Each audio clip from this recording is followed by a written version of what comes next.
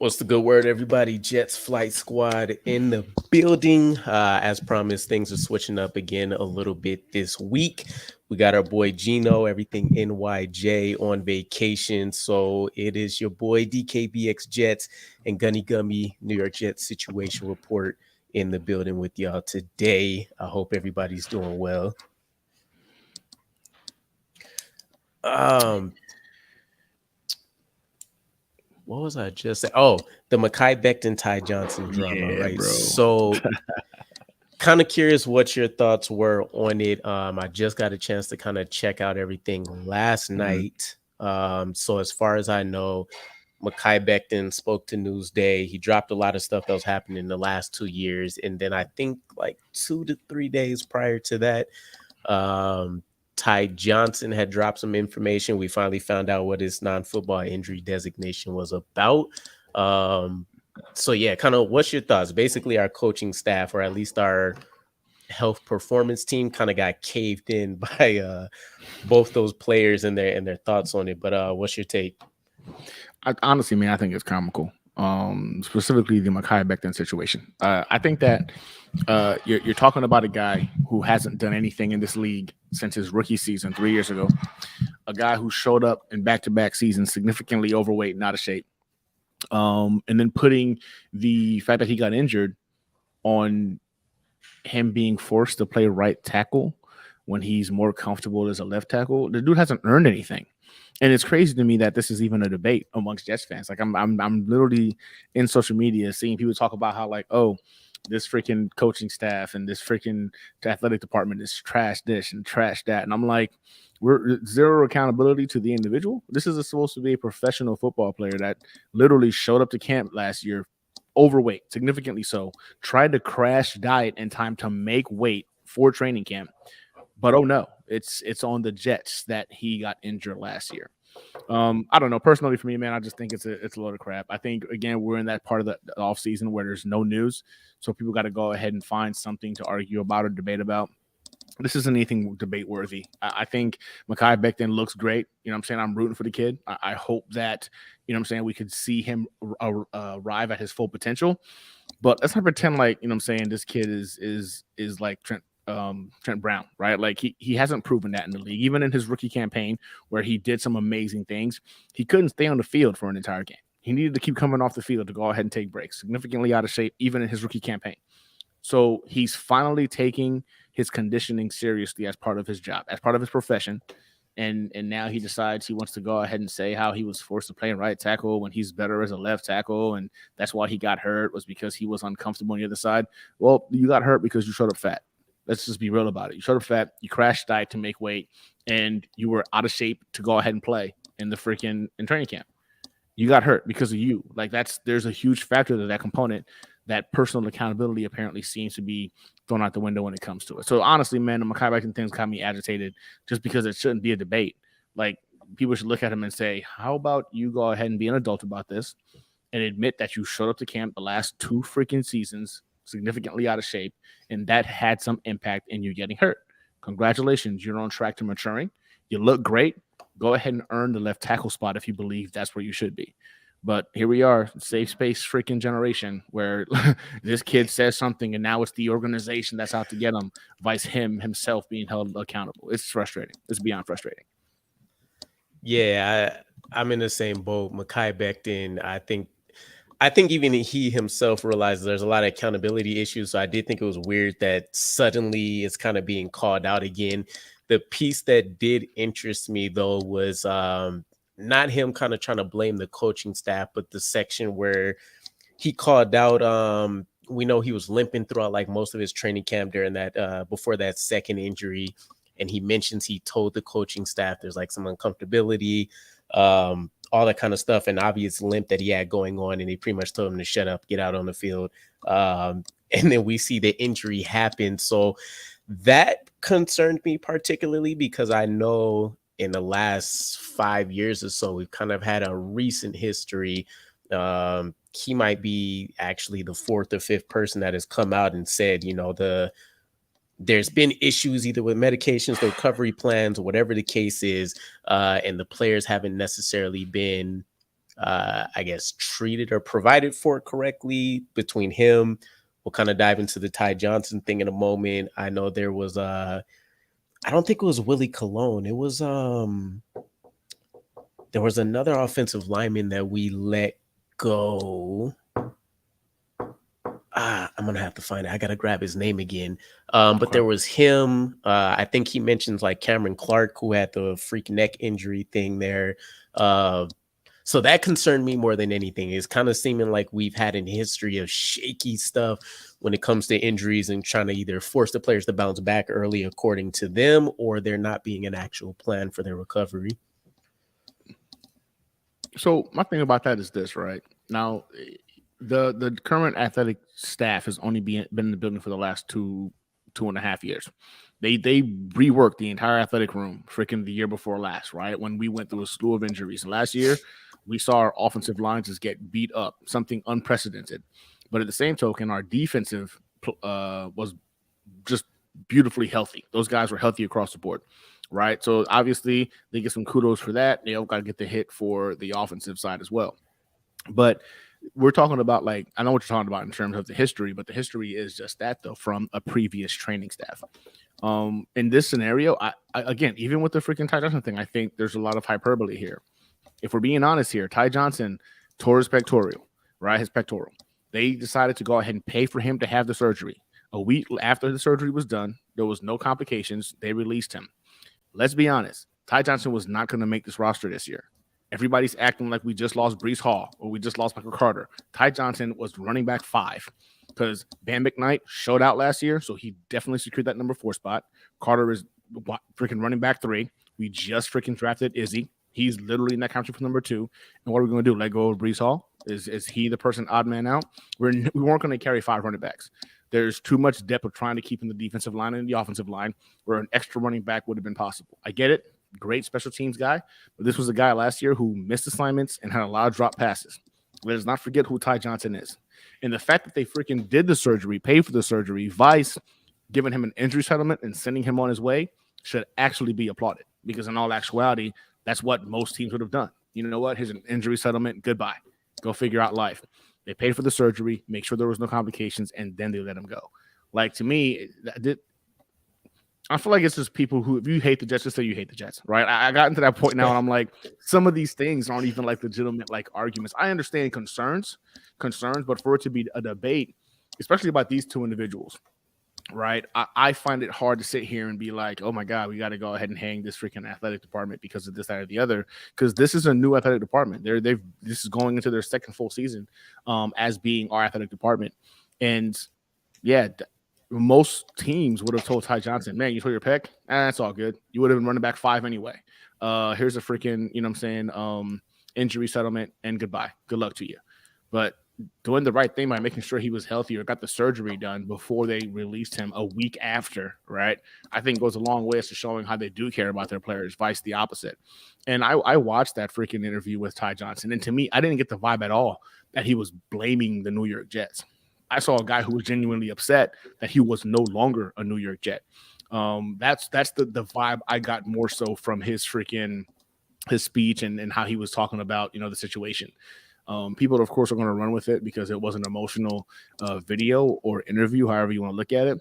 But I did not get the vibe that he was talking down the Jets. This is somebody who looked like, man, he was disappointed he wouldn't be a part of the New York Jets moving forward. That's the vibe that I got from that whole interview.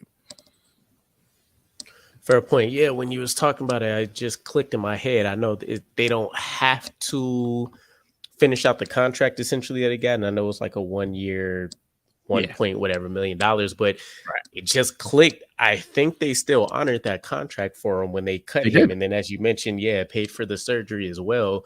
And I didn't get a chance to check out his actual video. I just know some of the highlights they got called out. Him saying, they told me to get the surgery. I get cut. What the hell? Like if you look at social media too, they're trying to say like the Jets cut him the very next day, which is false. Yeah. That's not what happened at all. Like it was a week later. There was no complications. I think it was after his follow-up. Then they released him. They're making it seem like, oh, he went and got the surgery. Yes, he was told. And then the next day they cut him. That's not what happened at all. So again, it just goes to show, if you hate the Jets, just say you hate the Jets. They're trying to go ahead and portray it as if they were like, get the surgery so we can kick you out. Why would they waste their money doing that? They could have given him an injury settlement and sent him on his way. They didn't have to do the surgery. Like, people are talking about like the Jets are a trash organization. Most organizations wouldn't have cared as much to make sure he was healthy on his way out. Like, that's what people are failing to comprehend. I think the big thing too is part of that non-football injury designation or injury illness designation is this happened away from the facilities. Like, the Jets aren't responsible for this in any way, either way. So to your point, everything they've done is a plus for the moment he said he got hurt. Injury settlement would have been in their favor because you got hurt away from the facilities. You know what I'm saying? This wasn't on us, but they still did right by the kid. That to me is where I think that upset me more today or the last couple of days than the whole Mekhi Becton thing. Because of the pure fact that people are taking it and they're like, trash organization, same old Jets. Really? Because the same old Jets would have been like, oh, you did what? All right, be on your way. They took care of the kid. And if you have a chance, man, watch the full video. I just want to know from another perspective, do you think he's bashing the Jets? Or does it sound like he's genuinely upset that he's not going to be a New York Jet? Because to me, that's exactly what the video sounded like during the interview. Yeah, I was going to check it out during lunch. I tried to get to it before today, before we jumped on this, and then reports and work and all that good stuff came in. So that'll be on the to-do list. But yeah, I don't know. Interesting situation. I was kind of in a toss-up, but I forgot the timeline of our performance staff coming in because if I remember correctly, yeah, they developed it the year after Joe Douglas first touched in. So yeah, we're talking about like the full heading into the third year, or I think ending their first full second year. So correct. I want to say it was the year that Coach Saleh became the coach. So pretty much like 2 years ago, right? Like, yeah, that's so like 2021. Yeah, exactly. So like we're talking about 2 years worth of performance. And yeah, the first year, you know what I'm saying? This last year, defense was the healthiest freaking unit in the entire NFL. Offense, not so much. We saw an unprecedented amount of injuries with our offensive linemen, which was ridiculous. Losing Breece Hall sucked. I mean, but again, that's a running back, a very explosive running back who cuts violently. So that's bound to happen, right? Like, he's in that position group where that's gonna happen, unfortunately, every now and again. But this athletic room is, I think, seeing our defense be as elite as they were last year, hard hitting and fast as they were going last year, be 100% healthy, is saying a lot. And last year, our offensive line pretty much took the brunt of it. They got to figure out a way to keep the offensive line healthy. But again, there is some flukiness to that as well, because no NFL team ever has endured the amount of injuries on an offensive line unit that the Jets did last season. I don't think you could put that on the athletic department per se. That's more of a fluke coincidence or just the football gods deciding, you know what, right before you become great, I got to go through one last year of suffering. However you want to look at it. But that's unprecedented to go ahead and just put that on the freaking athletic training room. To be fair, though, I remember Robert Saleh mentioning he spoke directly to them because injuries were adding up. He's like, same thing, fluke, but like, what the hell? There's got to be something. And I remember they changed how like practices were going to be less physical for like the offensive linemen while still getting in the work to try to account for that. And for what is worth, to kind of finish out the Mekhi Becton piece, at least from my end, I know in the article they referenced, they like gave a lot of kudos to whoever the agent is that damn, I just had his name in my head again. Cameron Clark got him in touch with.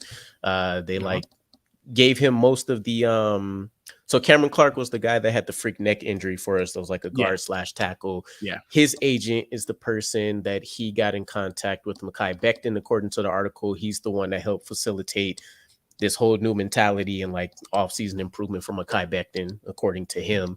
But he's been around the facility and all that kind of stuff, which he wasn't at any point. Well, aside from his rookie season, that first injury, he decided he wanted to be home near the kids. He was training in like Texas with Duke Manyweather and like doing his own thing.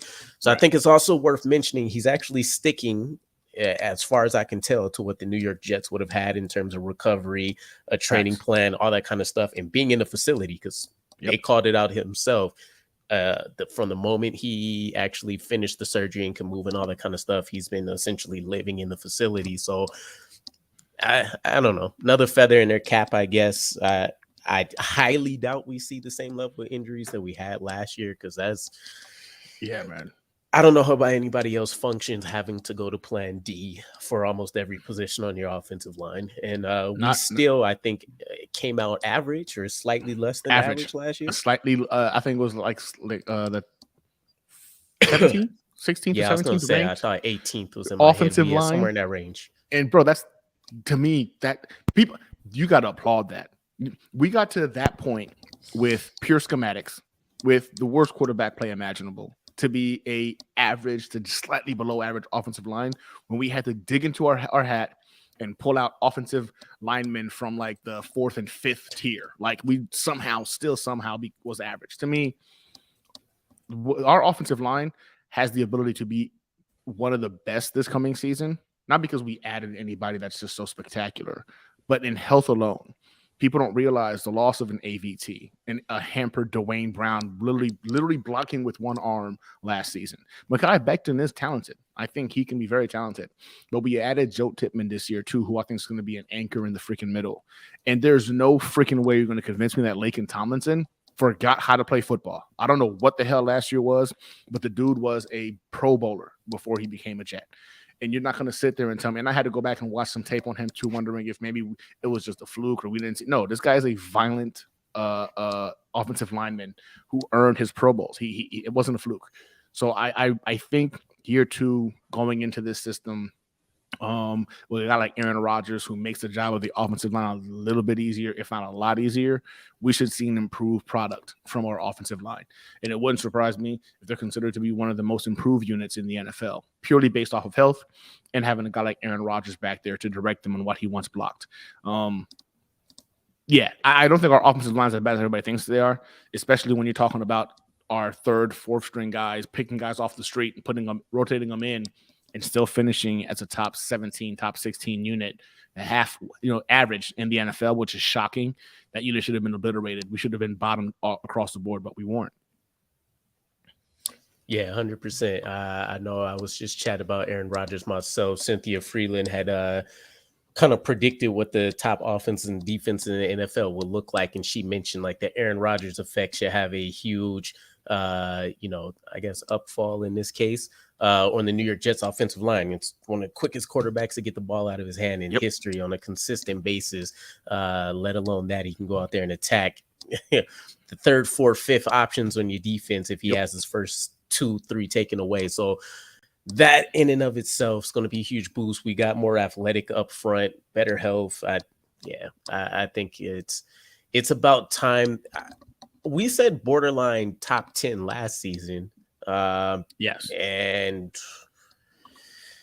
we have somewhat of the same pieces. I think really health is still just going to be the biggest question. From a talent perspective, we go out there. I think we're mauling some people when you talk about having Mekhi Becton go out there. Max Mitchell, who's at least more athletic, probably still needs to work on the strength. We'll see what happens this season, but I'm hyped. Joe Tippmann had me sold from the moment we actually drafted him, because I'm a guy that likes to figure out my center position, and then everything else is secondary to me. So seeing what that competition will look like, I'm super hyped.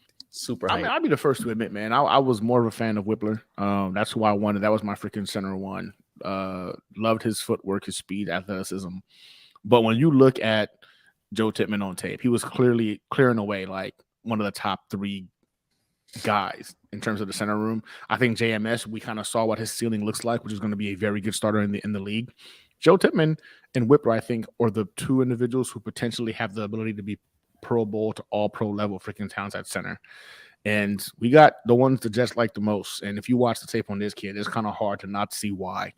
He's violent, he's big, he's strong. Yes, unprecedented in terms of his height, but he has this incredible knee bend. I look at this dude freaking like how low he can get, and my knees hurt watching him do it. I'm like, I don't understand, bro, how a man 6'6", you know what I'm saying, 300 plus can do that. But he has incredible knee bend, bro. Like, and it's consistent, and that goes a long way in terms of leverage. I think, man, that shoring up the center of that freaking offensive line I'm not to say that McGovern wasn't doing the job. He was serviceable. We all can agree he was serviceable.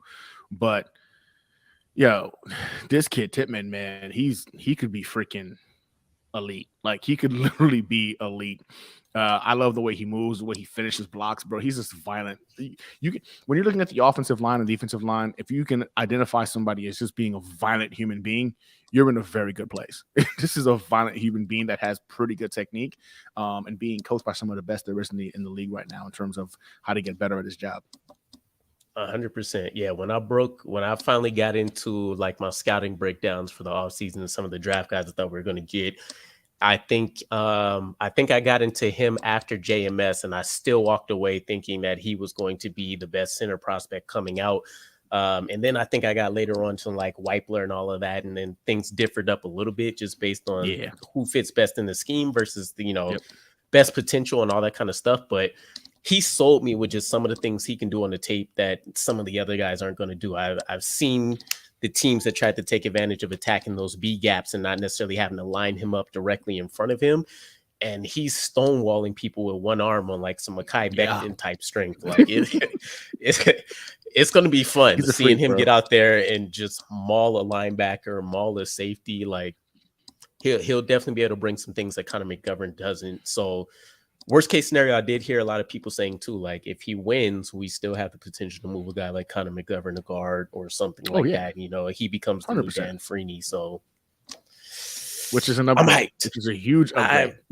I'm hyped. I miss the days of ground and pound for sure, and I think we finally got some guys that we can get back to it for, or back to it with, I guess. I got into a little engagement on Twitter with a couple of Jets fans that were talking about how this offense was going to pass for 4,500 yards and this many touchdowns. And I sat there and I said, look, we've got the weapons to do it. I think you could look at Garrett Wilson, our wide receiver room. People are sleeping on the wide receiver room, but I think it's deep and you've got proven talent in the wide receiver room.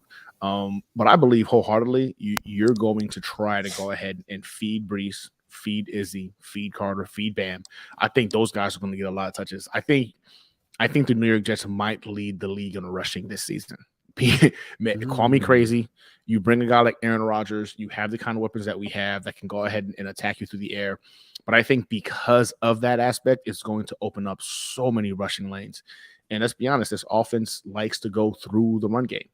So if you have a guy like a Brees Hall who's explosive, a guy like Izzy who's explosive, Michael Carter was no slouch, Bam Knight last year showed us he can ball. You've got legitimately 4 running backs that could be starters on other teams in the NFL. Like 4 running backs that could be starters on other teams in the NFL. Like beat up defenses, man. Beat up. Then they got to go ahead and stack the box, which means you got one-on-ones. And then over the top, you're going to go ahead and make them pay. This offense has the potential to be just not only dynamic, but a nightmare for defensive coordinators.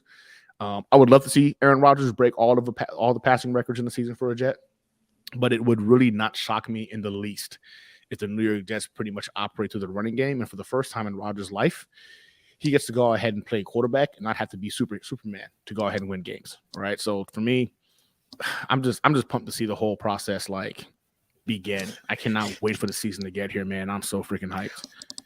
Yeah, 100%. So I see Tigo's comment for sure. That's the first team that jumps in my head when I think maybe leading the league in probably most of the categories. But I'll put the differentiation here in that I think theirs will be kind of a volume-based attack. They led the league last year in attempts and all that kind of stuff, but we have the history. Nathaniel Hackett's led the league, I think, 2 or 3 times over the course of his tenure. He's done it with guys that aren't upper echelon, top tier elite guys in the NFL. He's done it run by committee. And then I think he did have the one season where he had, not Blunt. What was the dude's name? What was the Jacksonville cat he got out of LSU? I think it was. He was with the Bucks. Dude. Wow. LeGarrette Blunt. No, not LeGarrette Blunt. No, yeah, that's what I was thinking. I was like, nah. I'm having a brain fart. Wow. No. I know what you're talking about. Fournette. Thanks, Tigo. Leonard Fournette. I'm over here why are we having a brain fart? Like I see his big ass in my head. I'm like, why can't I say names? So yeah, he's had him, but I think from an efficiency standpoint, I talked about this a lot. The combination of Hackett, his run presence, Keith Carter coming from another Titans team, prevalent on the run. Yes, they had a freaking Derrick Henry. That's kind of an exception to a lot of the rules, and kind of the classic throwback workhorse guy. But they have so many more pieces on each of these teams than all of those guys didn't have. The Falcons didn't have outside weapons. They didn't really have anybody to take the heat away from the run game. They just said, we'll keep smacking you in the mouth 40 times a game, and you'll either give up or you'll hold up. And the Titans effectively did the same thing, although they had, portions where it was either Corey Davis and I want to say they had one other guy at one point, but I don't think they had them both on the same team at the time. You have to pick your poison with the Jets. And so if you want to take away the pass, be my guest. I'm happy to see Brees Hall tote the ball 20 times, then see him get a break, and Israel Abandokonda is showing you his 4.39 speed. And then you take him away and we're Michael still Carter, coming at you with who was a top echelon back last or year before last, where he was breaking tackles. Like, people forget that. I don't know what happened with freaking him last year, but the year before that, he was amongst the top backs in breaking tackles in the NFL. And then Bam Knight showed you a level of explosiveness and ability to go ahead and break tackles last year. Bro, it's a disgusting running back room. Like, it's a disgusting running back room. They can all catch the ball. They can all receive out of the backfield too, which makes them another freaking threat at that level. Usually when you have a running back who's like a freaking a Leonard Fournette, right, or a freaking these big guys who can go ahead and just bone rush through you, they don't do much out of running routes out of the backfield. Our guys can run routes. All of these guys can run routes out of the backfield, catch the ball out of the backfield, make you pay out of the backfield. Man, it's gonna be a fun year. It's going to be a real fun year of football. I've been saying this like loudly. The only fear I have about this NFL season is injury. That is the biggest competitor I feel the New York Jets have to worry about in the 2023 season. It's freaking injury. If we can go ahead and stay predominantly healthy, at least at the core of our offense and the core of our defense, injuries happen in the NFL. I think a lot of teams are going to have a hard time keeping up. That's not hyperbole, man. There's a lot of depth on this defensive line, which is going to be a nightmare. I saw something earlier this week that said that the Miami Dolphins are the most improved team, like in the AFC East. And I can see where you would say that when you add a guy like Jalen Ramsey, Vic Fangio. You're talking about guys who have impressive resumes. I get that. But anybody know what the biggest issue for the Dolphins was last year? It wasn't just that their defense was trash. Another issue was that Tua couldn't stay healthy. Right? Tua can stay healthy. They did nothing to help the offensive line, to help Tua this offseason, which is mind-boggling to me. If Tua is not in that game, they have no chance. And he's injury prone. Let's call it what it is, injury prone. So you add all these cute pieces and stuff, except for the one thing that matters to help your quarterback stay healthy and allow your team to have the best chance of winning, which is your offensive line. You did nothing there. And you're expecting what to happen next year, that defenses aren't going to figure out, hey, the 49ers attacked Tua. That's how they beat them. Towards the back end of the season last year, you realize if you get to Tua, it was a wrap. Throw him off of his first, second read, it's a wrap. Teams are going to go ahead and pretty much send everything they've got from the defensive line to get to that guy. And to me, it's just a disservice to Tua for not adding to the offensive line. They got better. I agree, they got better. If I had to bet money on who's going to take the division, it wasn't the Jets, I'd probably put my money on the Dolphins because a healthy Tua, I think, can allow that to have with all those weapons. And I think Vic Fangio is somebody who's significantly underrated and what he can bring to that defense. But, man, I don't know if they're improved enough to protect Tua, which if that guy goes down, all of it is for nothing. Yeah, they probably needed a Kansas City Chiefs game plan when it came to revamping their offensive line because I do like the pieces. Teron Armstead isn't anybody to, snuff at. No. Not sure about the Liam Eichenberg kid. Connor Williams from the Cowboys is a decent guard, but he's not anybody that people are going to, fear or say he's unstoppable. And then you have Robert Hunt, Austin Jackson. They have question marks. They try to bring in Isaiah Wynn. He has question marks. So, even taking a look at the guys behind Tua, I mean, you get Mike White, and I don't want to call him injury prone, but we've seen how he got crushed last season behind another leaky offensive line. Yeah. where we had more excuses than anybody else in the league. And then you have Skylar Thompson, who went through his own issues from getting smacked up left and right too. So like, if one or two significant injuries happen either to the offensive line or the quarterback position, I think you see their season start tanking, because they're going to turn into the Jets, the version of the Jets where they have to From rely last year. significantly on their defense, and for the defense to actually probably help out with some points to get past a lot of these teams, because everybody in the AFC East, the schedules are crazy this season for us. Oh my God, yeah. It's about to be a gauntlet.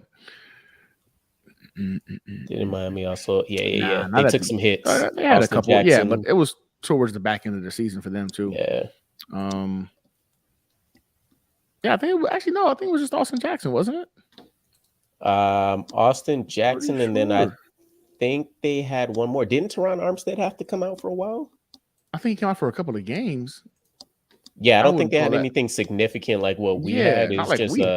2-3 game stretches, something like Yeah, that. like we had our O line was annihilated, just Season ending. obliterated. Yeah, it was bad. They had to go a couple of games without their guys. Oh, But my the God. biggest hurdle for them was, I actually saw a thing where they showed like Tua in the game, Tua out of the game. It's a differential of about 20 yards average per Yeah. game. I don't They know, were man. down, I think, like 2 touchdowns, like an average Yeah. of like I think they miss out like 4 to 5.6 something like yards per play. Yeah. Like, yeah, it was crazy. Exactly. It was crazy. I was just like, yeah, that's a huge drop, bro. Like, I don't know that I don't think the team can win without Tua. Right? Like, I don't think the team can win without Tua. I don't know if that defense is going to take a massive step forward that's going to be able to help them win games without Tua, right? Like, they need Tua to be healthy. I think they should have invested significantly more in their offensive line. Then you can tell me it's the most improved team, because that unit can allow their best player, i.e. their quarterback, to stay on the field to give them a chance. If the quarterback can't stay on the field to give these guys a chance, like, all this other stuff is a moot point. We had a top defense in the league last year, top 5 defense in the league last year. We didn't make the playoffs. It was a moot point. It didn't matter because the quarterback couldn't play quarterback. So at the end of the day, man, like, I think last season kind of gave us the realization that, you know what, that whole defense wins championship. Yeah, it helps. It helps. But you can't even get into the playoffs with an elite defense nowadays if you don't have a guy who can put points on the board. Yeah, I try not to. I don't want to say I try to like cut team slack for it, but I'm just, and we talked about this a little bit before. It's so hard these days to try to rebuild an offensive line properly with the dwindling talent in the NFL. And so if you really can't, if you can't get the right guys out of the draft, and it's getting harder to do stuff there with the spread offenses, and we're seeing like the Tennessee offenses where Hendon Hooker came out of, and some of the crazy things they have them doing, like the skill sets aren't necessarily as translatable anymore. So it's rough. Like even the Chiefs, I keep looking to them because they kind of pieced together the perfect plan to turn around an offensive line that had Mahomes on the verge of potentially ruining his career. They had to go out and trade for Orlando Brown Jr. They had to go out and sign a Donovan Smith, pick up a Jawan Taylor this year. They got lucky with Creed Humphrey in the draft, which still pissed that we passed on him, but at least we get our guy now. So like front offices are important, yeah. These scouting teams are crucial these days. Austin Jackson, Leakum, Teron Armstead all missed significant time last season. Okay.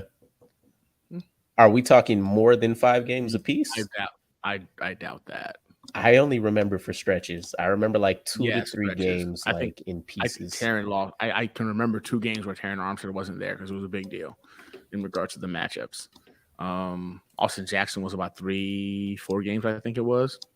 Liam Etchenberry, I don't know. He says yes, it was more than 5 games per. Okay.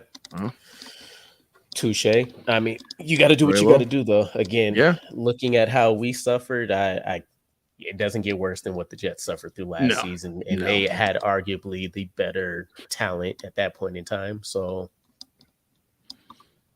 figure it out. Facts. So, what's kind of I was curious. I've been seeing a lot of trade talk stuff pick up, and it's not just the New York Jets trying to acquire people, but us potentially letting some people go.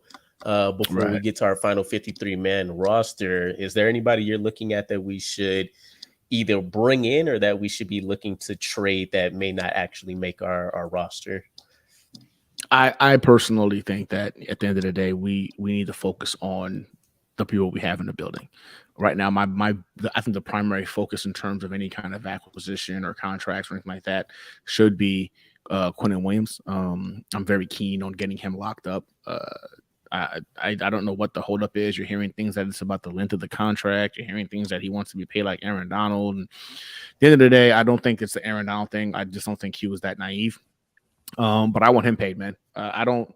I want him paid. I know the Devontae Adams thing is being brought up as being a possibility. I'm sorry. Just I like Garrett Wilson. Let Garrett Wilson become the next Devontae Adams. You bring a Devontae Adams in, he can't do that, right? He kind of takes a step backwards in his development and the dependability. I think putting the pressure on a kid like him allows him to really hit his ceiling. So I'm good. We got Garrett Wilson. I know D Hop's in the conversations as well. I don't like him at this price point. And I sure as hell didn't like his attitude about potentially playing for the Jets. So I'm gonna pass on that. One of the things that I'm seeing a lot of is the Stephon Diggs situation. Stephon Diggs seems to be very unhappy about being a Buffalo Bill. Now, I'm not saying the Jets should go get Stephon Diggs. Again, I want to see Garrett Wilson be that dude for us, a homegrown guy that becomes a true wide receiver one. But I think it's a great story for the AFC East. Stephon Diggs going anywhere else would be awesome, right? That's one less elite talent that our guys have to go up against twice in the season. And I've been following that particular point because he just, I think, removed all of his Buffalo Bills stuff on his social media. My uncle-in-law is a big Buffalo fan, and I reached out to him to kind of get his opinion on it. And he's just kind of like, look, he's on the contract. He ain't going nowhere. We'll force him to play. And I'm like, well, you can force a player to play, but motivation is a big thing. And they're professionals, but at the end of the day, we're all human. We can be professionals and we still go to work every day. But if we're unhappy with the work situation, you're not really putting 100% forward. That's just a fact. Human nature is going to still be human nature. So I'm curious to keep an eye on that. Hopefully somebody offers enough and can pry him away from Buffalo. That'd be nice. But for us, man, I don't see any pieces that I think are warrant trading that would, like, I saw some people talking about Bryce Huff getting traded. No, I don't want to trade Bryce Huff. I don't want to trade any player that can potentially make a play that's going to be the difference between winning or losing the game this coming season. Bryce Huff was that dude for us against the Buffalo Bills last year. He was the difference maker between winning or losing that game, going after Josh Allen. I don't want to trade anybody. And honestly, I don't want to bring in anybody else. I think we're good. I think our roster is good. Like, really, I really do. I think people forget that a wide receiver too should be somebody who's going to go ahead and be able to produce, but they don't need to have 1,000-yard season to be considered a wide receiver too. I think this generation of like NFL fans have gotten spoiled from seeing like the Philadelphia Eagles with Devontae Adams and AJ Brown, right? Seeing the Miami Dolphins with Tyreek Hill and freaking Jalen Waddle. That is not the norm. That is in fact the exception, right? The majority of freaking teams don't have two guys who are going to go ahead and catch for 1,000 yards as wide receivers. And in all actuality, when you see those teams, unlike the Philadelphia Eagles, who are just freaks of nature, but like the Bengals, for example, the Bengals, right? Those guys suffered in the run game. You got your quarterback literally having to carry the team significantly by throwing the ball too many times a game. That's not a great way to win games. So for me, I'm good. I like Corey Davis as wide receiver too. I love Alan Herrera wide receiver 3. Freaking, we got McCall Harbin as our wide receiver 4. What are we complaining about? Like, these are guys, proven players in the NFL who have done it at the highest levels. And we've got a wide receiver 2, wide receiver 3, and wide receiver 4 who all have playoff / Super Bowl experience. That's what rounds up our wide receiver room. So for me, man, I'm pumped to have our team the way as is. I want to see what these guys are capable of doing. And I would like us to focus on restructuring Aaron Rodgers' contract so he doesn't cost us $108 million next season, and getting Quentin Williams signed up for the next 3 to 4 years. Yeah. That's funny because I just dropped some stuff about Bryce Huff and Denzel Mims too. Did you? I'm up in the air on Bryce Huff. I think the trade value would be the huge point. He's a former undrafted free agent, so technically anything you get is a huge plus.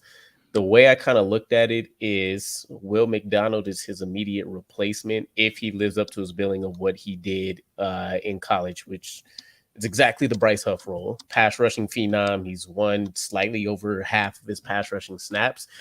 I also think the other guy that made a critical play in like that Bills game, for an example, was Jermaine Johnson, who should be able to take another big step. So how I look at it, if Bryce Huff gets traded for, let's say, like a second or a third round pick, is I can't say it's necessarily addition by subtraction, but he's such a one trick pony that you end up giving his reps to somebody else that doesn't make it as known defensively for us what we plan on doing in terms of getting after the quarterback or trying to attack the run. You have guys in Jermaine Johnson, Michael Clemens, can't say really Will McDonald at this point, but Quentin Jefferson to a degree, Michael Clemens, Bradley, and I. You have guys that are more likely to be able to adequately handle not only the pass rush, but the run ability. They just aren't going to do it at the elite level that Bryce Huff did it in terms of getting after the quarterback. So that's kind of the only reasoning I can say to where I wouldn't be absolutely heartbroken if they gave up Huff. But at the same time, this is just one of those seasons where if you're going to be all in, be all in. We know what he's providing. He's an elite tier weapon on our defense.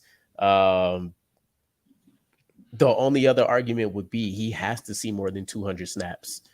I can't keep getting on the field and watching him play 12 to 18 times a game just because they don't want to see him have to face a run.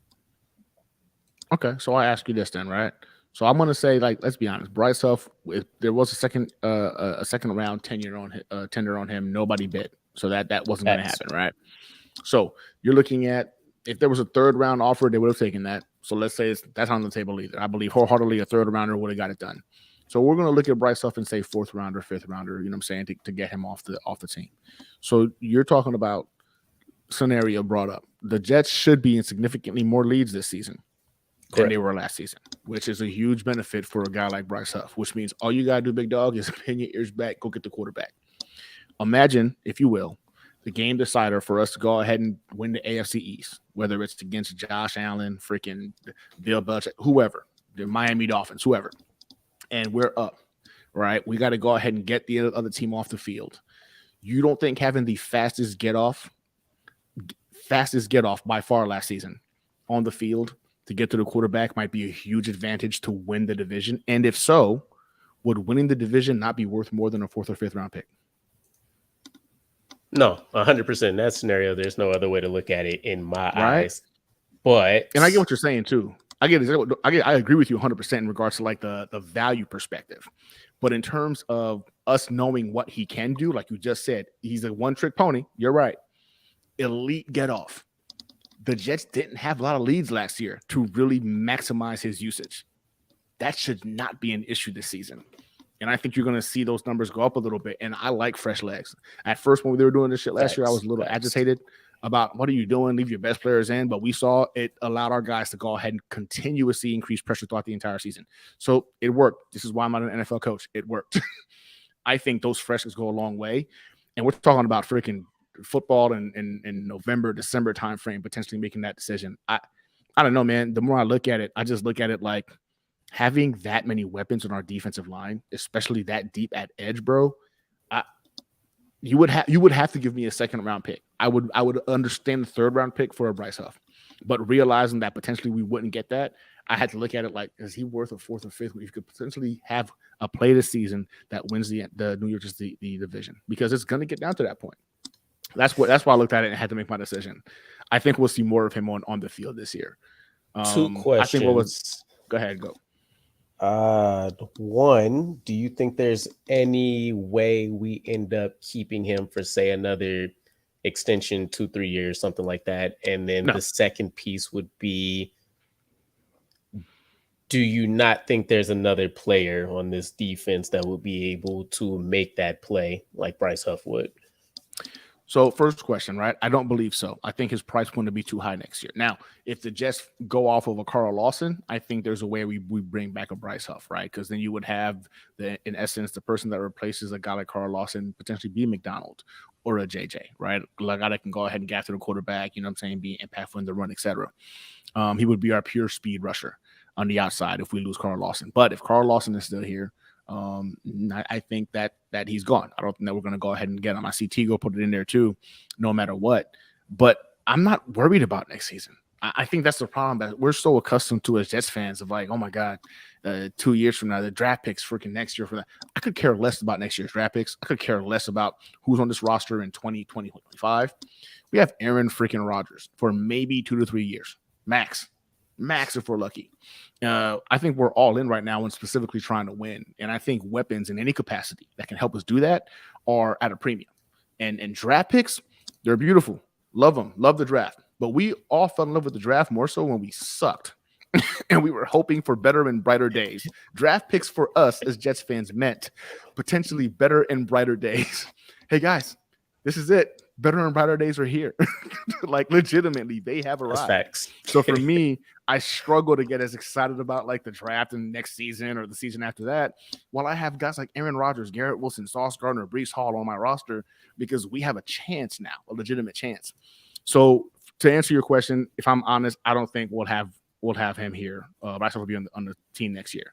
And two, no, I don't think somebody else can do it. Do you know why I say that? Because we couldn't get off the field on third down last year until they switched the game up. They got rid of what's his name? Solomon? Was it Solomon Thomas? No, you're talking about he just re-signed with the Texans again. Yeah, I forget his name. But you know what I mean. Yeah. Third down efficiency was non-existent. You put him in, and we went from freaking bottom 5 to top 10. And the Jacob only Martin. change was adding there's Jacob Martin. Yeah. Was Bryce Huff. Like, so for me, yeah, could somebody else do it? Possibly. McDonald could potentially be that guy with his elite bend and athleticism. But I know for a fact last season, when Bryce Huff wasn't in, we weren't getting the quarterbacks on third down. He was a difference maker in that aspect. Thanks, Tigo. Yeah, Jacob Martin. No, it's Jacob Martin, not Rankins. Rankins is in the defensive tackle interior guy, but Jacob Martin's the guy I'm referring to. So for me, man, like I want guys who know this defense, who have shown us a level of success in this defense to be on this roster with Aaron Rodgers coming in to lead our offense. Because whenever Aaron Rodgers scores a touchdown and then we're up by a touchdown, I want this defensive line to go rip quarterbacks' heads off. Because like freaking Coach Tyler said, man, easiest way to go ahead and make a freaking $25 million wide receiver invalid is by getting to the quarterback. And we saw it happen last season against Tyreek Hill, Jamar Chase, Stephon Diggs. Our defensive line made it. Yeah, we had great secondary coverage with Sauce and DJ, but the amount of just discomfort the defensive line put on those quarterbacks were so massive. It helped in a huge way. So yeah, I'm all in, man, on keeping our assets as is. Like I see Tigo right now. It's about maximizing your asset value is to pick offer for Huff in this theoretical world of value higher than your edge 6. The thing is this though, the whole value concept is also kind of comical to me, right? Like I get it. We love the draft. We have no clue what a freaking player is going to be in the NFL. Every single draft pick, from the first overall pick to the freaking Mr. Irrelevant, i.e. Brock Purdy, who appears to go ahead and be a first round level talent from playing last year. You never know what you're going to get. So every time I hear like maximizing value, you have no clue what you're going to get from a player you draft. We have no clue if the guys we got that we're all pumped up about this draft is going to be able to play in the league. We really just don't know. The upside says they should be. The data says they should be, but oftentimes that data points are wrong. 100%. I know for a fact Bryce Huff can play in this league. I saw him do it last season. I will take Bryce Huff in this limited window we have right now to matter as an organization than gambling and betting and hoping that a 6th rounder or a 5th rounder or a 4th rounder or a 1st rounder next year is going to be a better player that can play in the NFL. That's just my thoughts on it. I think what would probably push the needle for me to still do the trade, assuming, as we mentioned, I'm not going lower than a 3rd round pick. That's kind of the floor for me. It's a 2nd or a 3rd. If we got a 1st, that'd be crazy. But either way, that's kind of the thought process I'm working off of. I would just have to believe in the talent that Robert Sala's assembled. I lean to a guy like Carl Lawson right now as the guy that should be making the play that Bryce Huff would make. It's time to put up or shut up with him, and he's That's fair. essentially our only other speed guy that's on the roster. Although Jermaine Johnson kind of fits in that picture as well. And as a guy that's going to be playing majority of the snaps that Bryce Huff won't, I still see him potentially this year, even with us playing with leads. I still see him probably landing around the same snap count that he's been. I think his highest was his damn it, I just had it. It was, if it wasn't last year, it's his rookie season, and he still only played like 300 and something odd snaps, which I think at the time was good for like 50%.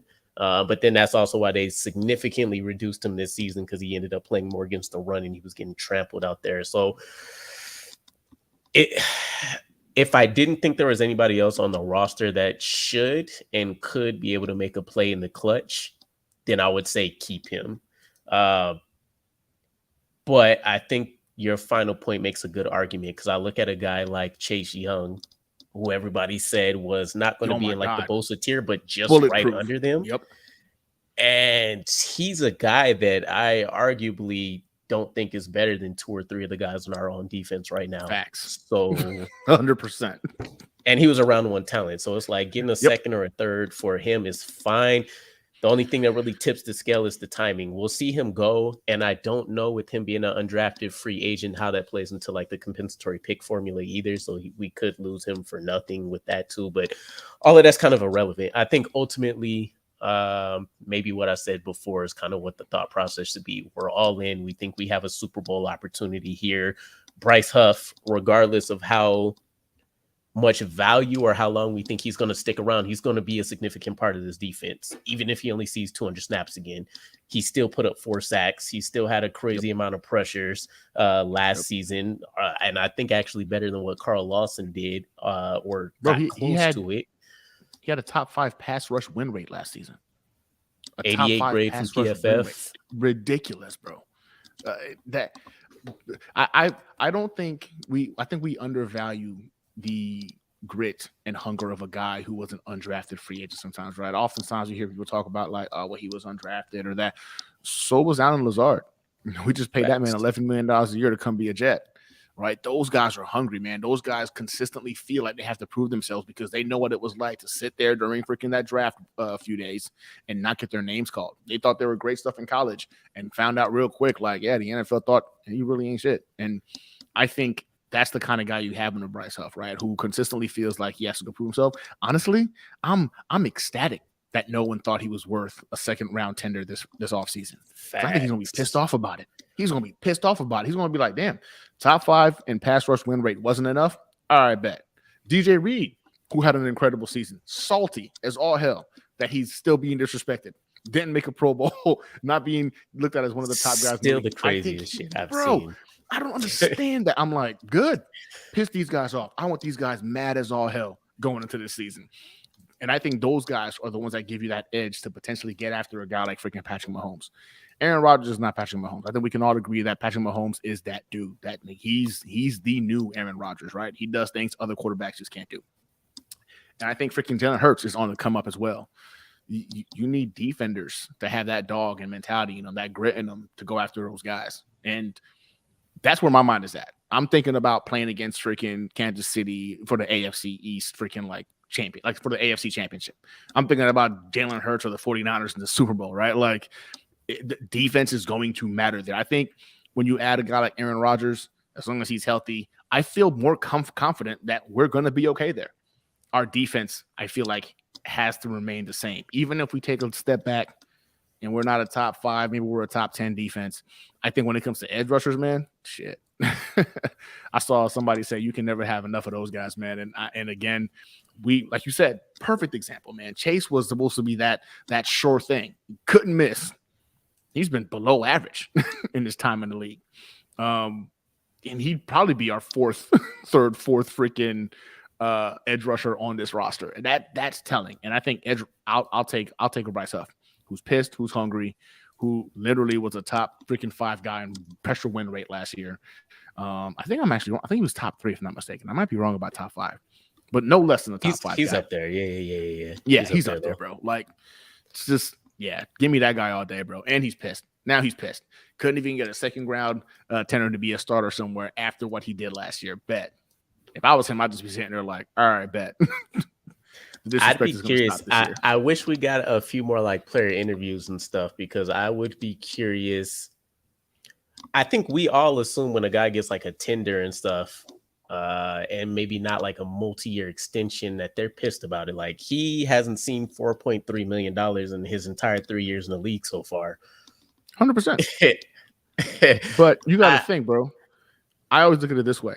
If you're one of the few in your profession in the world that can do what you do, there's a level of narcissism that comes along with that.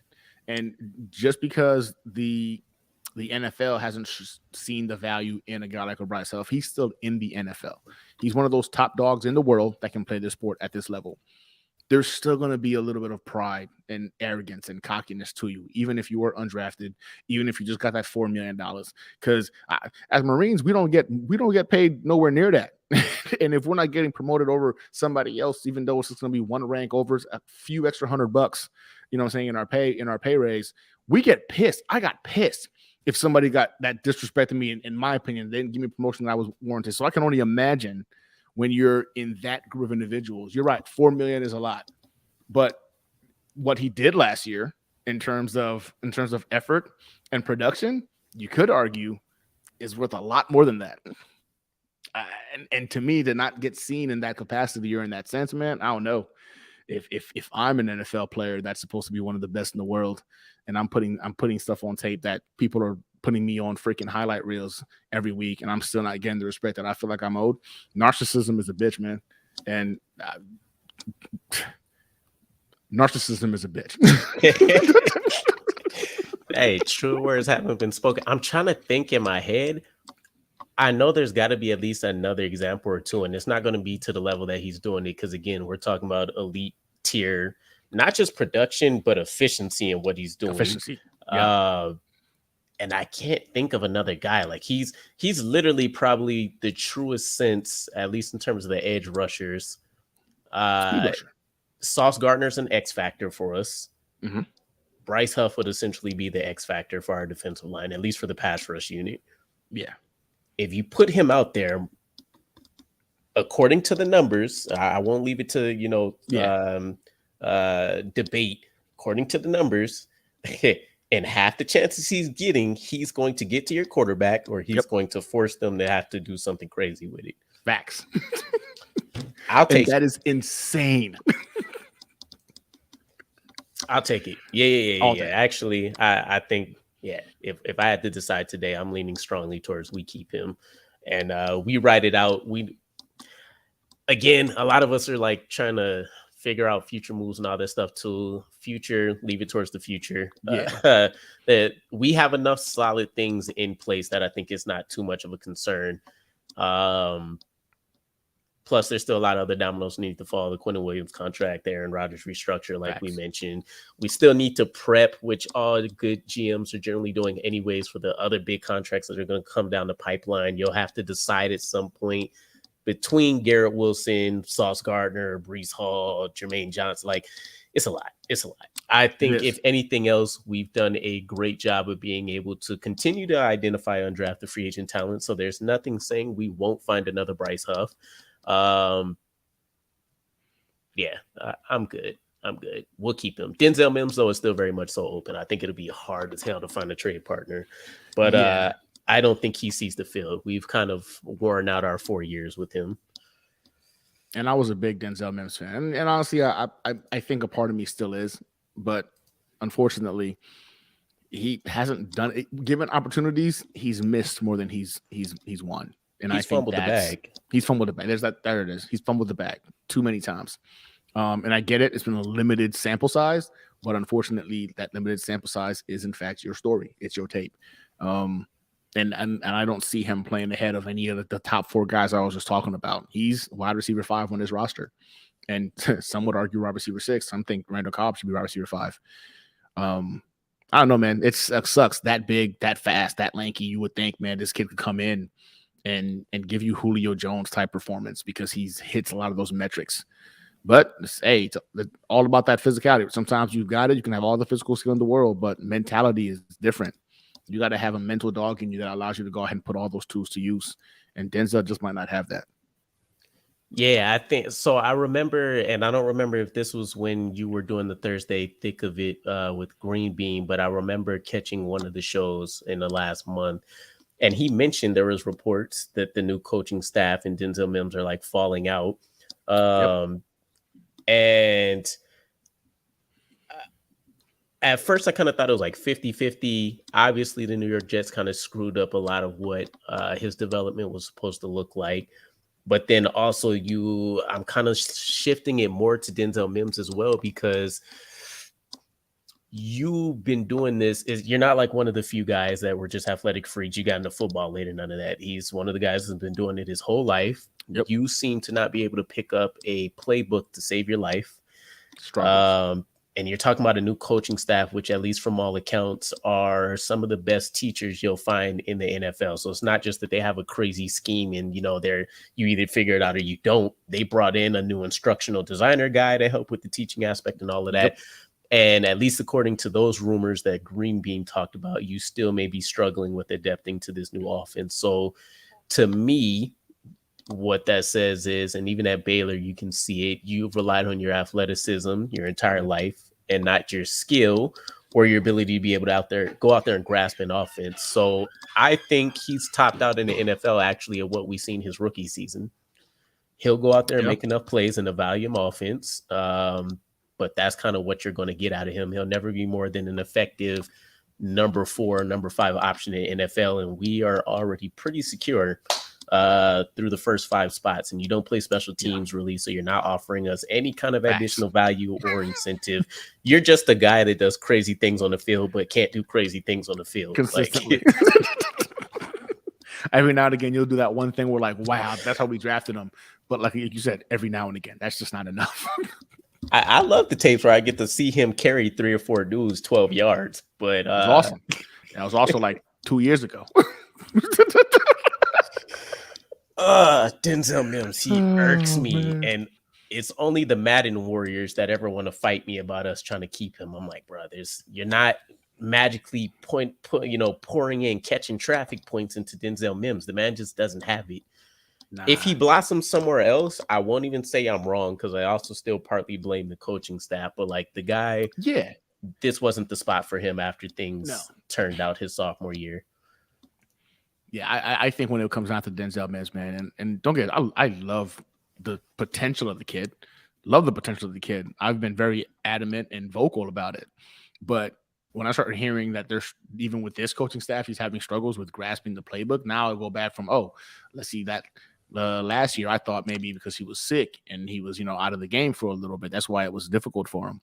But he's healthy right now, and the same kind of issues are coming up, and they're even trying, like you said, they're trying to find other ways to teach and allow things to adapt to the players, and the football IQ has to be there.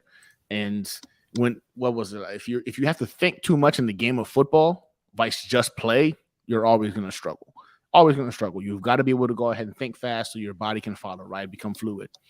And if you can't do that at this level, man, like all that talent, all that physical gifts is just not.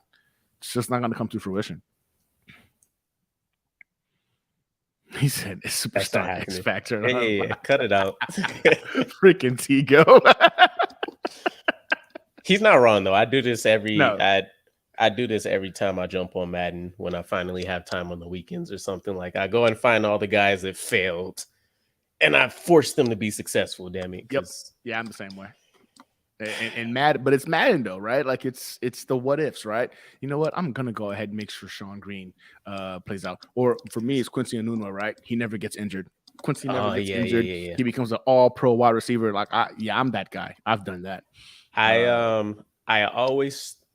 Obviously I made Mark Sanchez our Super Bowl quarterback. I always made Bilal Powell our starter after Sean Green. Mm-hmm. Quincy Enunwa for sure was always my number 1 wide receiver. I always made safety Antonio Allen our version of Jamal Adams. Just got to do a couple of adjustments. Yeah, for sure. Yeah, there's quite a few. D Milliner, I never made. He figured out his injury, but yeah, it's a lot. It's a lot. It's a lot of Yeah, guys nah, out D there. Milner actually in Madden was always good. Like I've He was never had to nice, really. yo. He was nice in Madden. I He mean, it's led the just league 3 times in interceptions for me. I was like, yeah. yeah, that's my man's. That's He my guy he right had there. defensive player of the year votes, right? Finished like third a couple of times, second a couple of times. I mean, unfortunately, we just never saw that come to fruition on the field. But Madden had it right. You know what Madden had it pissed right me with the off? what ifs. Right before he suffered one of his like final sets of injuries, and then like we seen things go downhill, he had Mhm. this crazy stretch, and I think it lasted an entire month where he had like 12 or 15 pass breakups over that month, and I think like an interception or two, and it was like you put up. I'm almost positive it was 12. I think the lowest number I would go is 7, but I'm pretty sure he put up double-digit pass breakups. It was only in the span of a month, and you're talking about him doing something in 4 games that cornerbacks can't do in an entire In the whole season. season. Yeah. I was so thin in there, and then he literally got injured the next game, and I was like, I And quit. it was downhill from there. Yeah. My guy. Yeah, we both went over that 30-minute mark we talked about. Yeah. I'm chatting people on the side right now. Tigo, get with me. I can definitely rope you into the next show. We'll have Gino back by then too, or hit one of them up because I don't have this. I'm not the social media guy. If you haven't been around here for a while, Yeah, I talk to Tigo like every day. I got him.